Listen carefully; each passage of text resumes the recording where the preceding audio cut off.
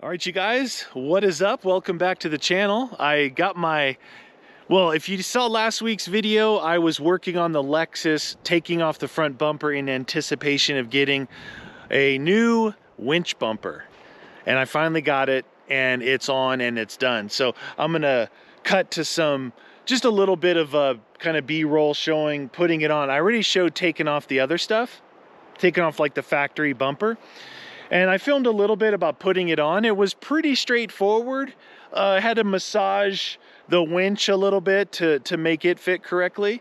Other than that, I think it went together pretty good. And I'll show you some close-ups here. The rest of the stuff I had to take off that I stopped after the last video was the crash bar and these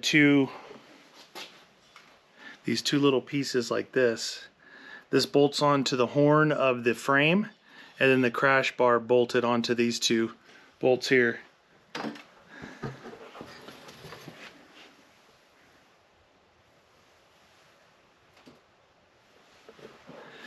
So now that I got both of those off,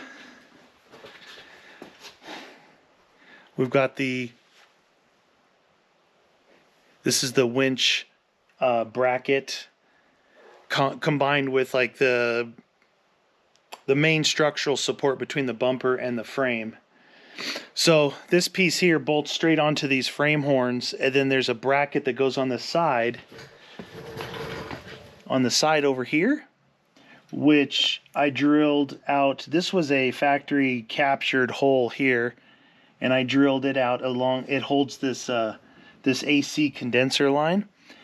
So we're going to put a big 1/2-inch bolt through here, which grabs the side of the frame, and then down here on the bottom where the tie down points are, there is a factory threaded hole here. So there's going to be a bracket that goes from here to here, and then also bolts to this, and I'll show you what that looks like. So this is what that bracket looks like.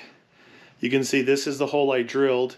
These bottom ones, there's two, but you actually use one. There's a factory captured hole there down on another support, and then these two holes here will actually bolt. So it's kind of like triangulating that section there. So it's not just bolted to the flat part of the horn of the frame. It triangulates the side a little bit. So for these horns, these 4 on each side, you reuse the factory hardware, which I've got some here. I got 4 bolts to start it, so. And then there's this angle iron on the bottom here that goes underneath the AC condenser, so you got to be careful putting that on. It's got to slide underneath it.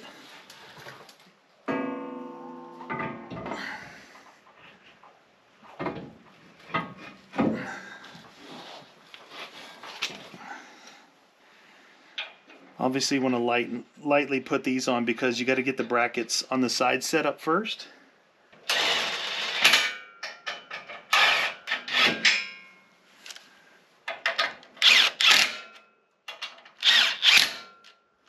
Alright, that should hold it in place. So winch sits here. Bumper's going to mount between here, and I believe there's another hole that we actually have to drill once you set the gap that you want between your body line and your bumper. Install this bracket. So you can see there's a hole here that's got factory threads. This is the 1/2-inch hole that I put in and then painted so it doesn't rust.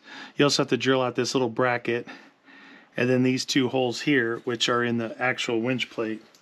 I got my needle nose. I'll put on my washers through the inside of the frame here. Now you can use the old method where you tape the stuff to a socket or something. Works pretty good. This isn't bad because it's not in there very far. Alright. Now I'm going to tighten up this bottom one to get this thing snugged right up against the frame.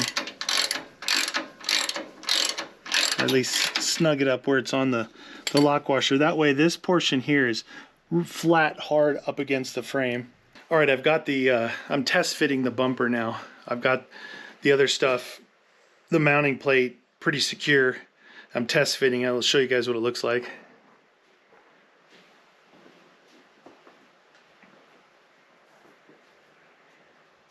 What are you doing, buddy?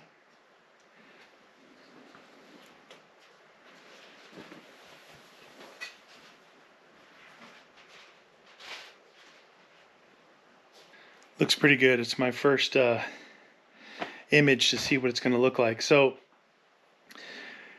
there's 3 bolts on each side. The bumper shell to the, call it the winch plate, and there's a slot that runs vertical. So those 2 bolts, you go in, you set your gaps, and then you mark the 3rd one, which is kind of triangulated, right? So it's going to be your lock-in, so it can't slide or move on your gap.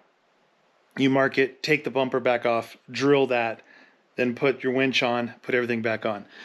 So the one thing you got to remember with this, though, is the bumper is mounted to the frame, and you're setting gaps to the body, which is mounted on, rubber body mounts. So they're going to move independently of each other. So you got to make sure you want tight gaps, right? So it looks good. But if you're on the road, that's fine. Like maybe a 1/4 inch gap or something like that. But if you do a lot of off-roading and you're going to be like I do, and you're going to be really getting after it, you need to open that gap up as much as you can, closer to maybe a 1/2 inch. And what that does, I'm going to show you what it looks like here right now, just sitting here. Haven't really adjusted anything. This gap under here, you want those you don't want those to be too tight. This side is a little wider right now. You can see the stuff underneath because it's dirty, but once I clean that, it's all black. It's gonna pretty much hide that. And there is a little edge molding to put on the bumper. Probably should have put that on before I tried this, but I wanted to see how this actually fit on there, if I could do it with one person. So I've placed this winch in there, and I did test fit the bumper over it, and the contactors definitely doesn't fit. It's close. There's a bar that goes across on the bumper underneath. It's like, the main connecting bar. It's pretty thin, but it hits. And I thought, oh, why don't they you could just cut. You can't. It's actually set to a perfect spot where the hood comes down and meets it. So that's as high as it can go. The only thing you could do, like I said, is move the winch plate down. But I had a little room behind it, back here. And, like pushing it more toward the radiator. So what I did was this.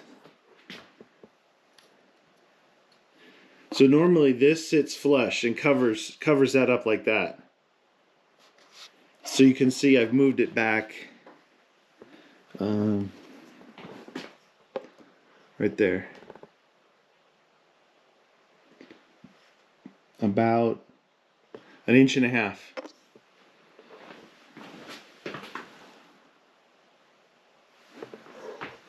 So it's offset back 1.5 inches.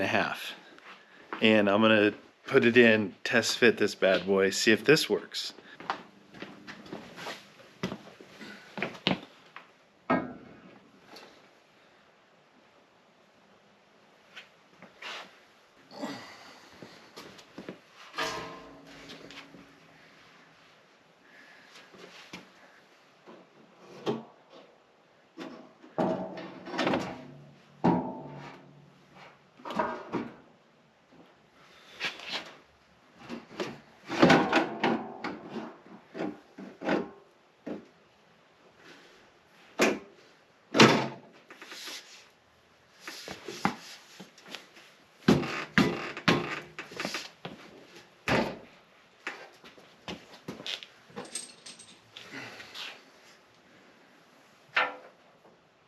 Here's what the bumper looks like.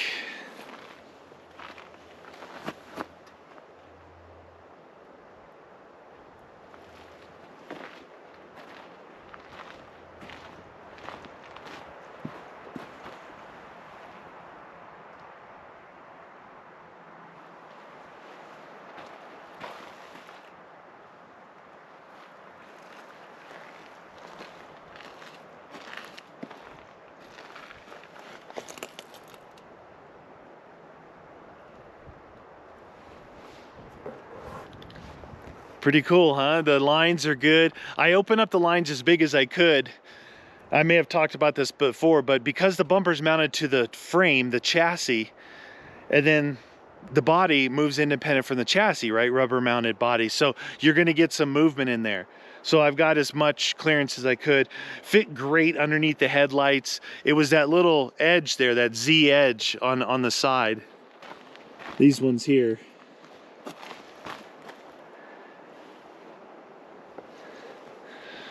Those were the hardest ones to figure out.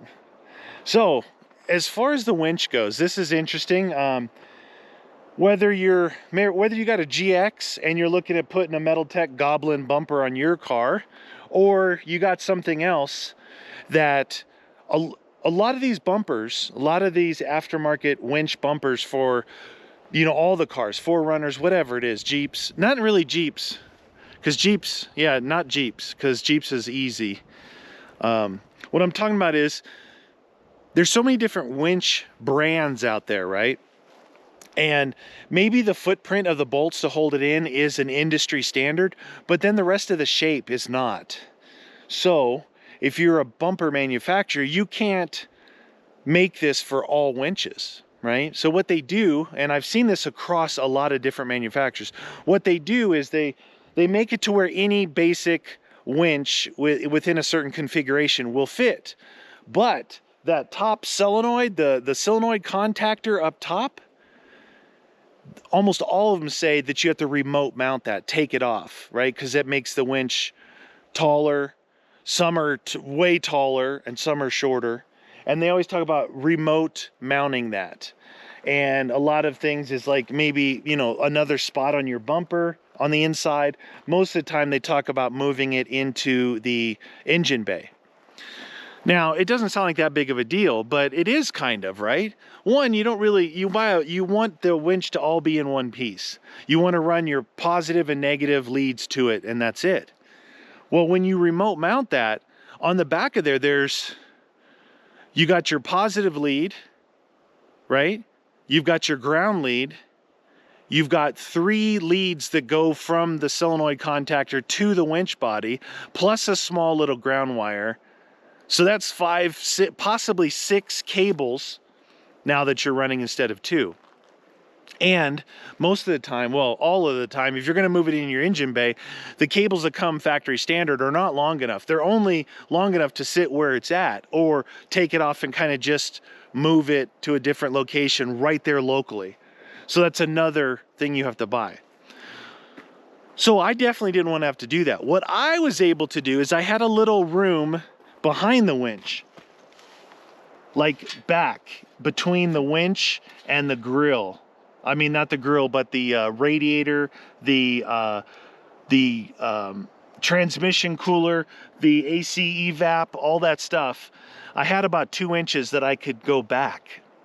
Now, what I did was I made brackets. So I just took 2 pieces of flat stock aluminum that I had, right? Drilled the holes so I could mount through the standard holes. And then I made it longer, offset to the back, and drilled 4 holes and basically just moved it back 1.5 inches. I think I show a better close-up in some of that B-roll that I did. But basically just moved it back. What I did was I had to put the winch on, put the bumper on, and have the top loose, the solenoid contactor loose, and slide it back and forth. And I made marks on both sides to show how far back it had to be. And it ended up being like a paper width apart. It's really close. But, you know, like I could slide a piece of paper in between here. This is the winch. So there's not touching. And then up here, where this is the top of the solenoid contactor, you can barely see it between there, between this and that. Very, very close. And very close to when you open your hood and then you reach under and do that final safety latch. That safety latch is really close to it as well. So it worked out. And I didn't have to move the whole thing into the engine bay, which was the best, right? That's the best. So I'm out today to film this part of it because man, you get to the point where you just want to get it done. So I didn't like make a video in the driveway doing this, but get out here, finish it off. But also while I'm out here, I'm hitting some of these bumps and ruts to see if I feel the weight, if I feel the difference. Now, I had known I wanted to put this on here when I ordered the suspension. It's, you know, kind of forward thinking. So the coils for this were rated for some extra weight in front. I don't know the exact number, but they weren't just lift coils. They were lift coils plus whatever, 100 pounds or 50 pounds, whatever it is. The winch is tucked back in as far as it possibly can go. Any more and it's in the radiator. So, you know, it's leverage, right? You guys know about leverage. The farther out away from your fulcrum point, which would be your center line of your axles and your suspension, the farther out you go, the more weight will affect that front end. Bring it closer to that pivot point and it's less affected by it, the same weight. So that's a good thing about the bumper is they do tuck it all the way back up in there. And I don't really feel a difference. Now, I'm not doing 80 over some of these and, you know, some of those potholes that I went through and kind of bounced out on the bump stops and kind of got off the ground. But we'll do that pretty soon. But it's looking pretty good. The side profile of it looks really good. You know, now instead of that plastic, you know, mall crawling grandma's front bumper, it looks like it's got a ton of approach angle now. You know, it's more you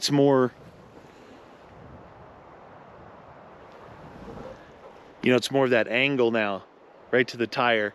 Now, it's independent front suspension. You're not going to get away with something like a Jeep or something where you can pull right up to a wall basically and hit the tires before you hit anything else.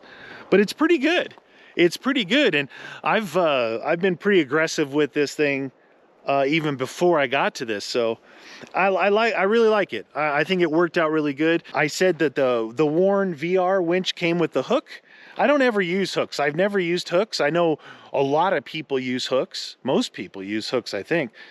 I don't, because I never hook on anything. I always use soft shackles. So I got I think they call this the Flat Link Expert Factor 55.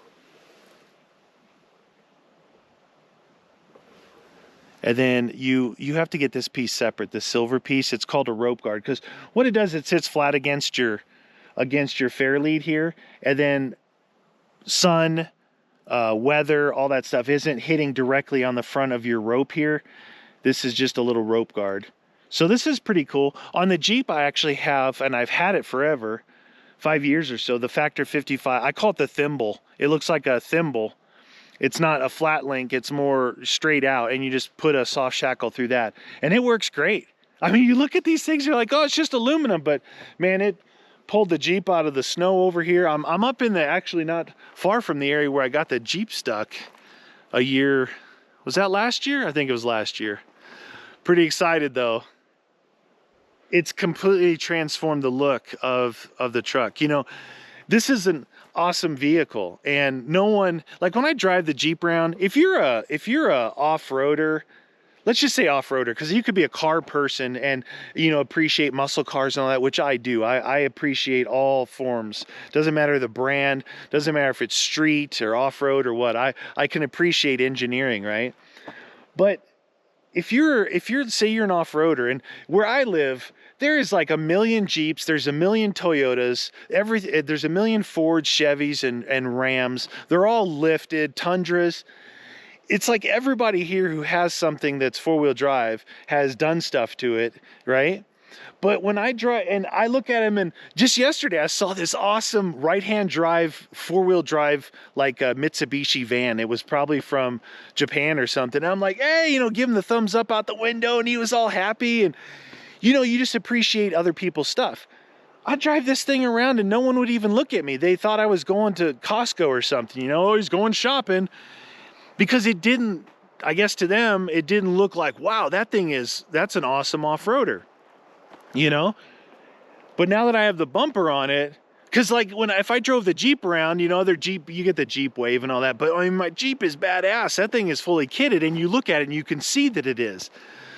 But I can appreciate a stock vehicle, like see a nice 4Runner that maybe has a mild lift and tires on it. I appreciate that. It just seemed like, for some reason, this thing was like unnoticed. And now I think I'm getting a little bit more people kind of checking out, going, hey, wait a minute, what is that thing, right? It's not a 4Runner. It's not an FJ Cruiser. What is that? You know, what is, there's a lot of people who may not know that the Lexus GX470 is a Land Cruiser Prado, and that it's a very capable off-road vehicle.